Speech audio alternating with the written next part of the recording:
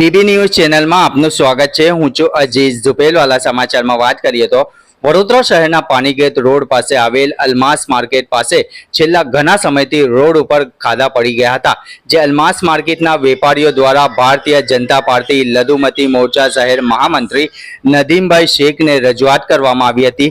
તેને ધ્યાને લઈ નદીમભાઈ શેખ દ્વારા આજ રોજ પેચવર્કની કામગીરી કરવામાં આવી હતી, જેથી વેપારીઓ દ્વારા નદીમભાઈ શેખ અને તંત્રનો આભાર વ્યક્ત કરવામાં આવ્યો હોવાનું અમીન કોઠારી દ્વારા જાણવા મળ્યું હતું। रिपोर्ट अजीज झुपेलवाला।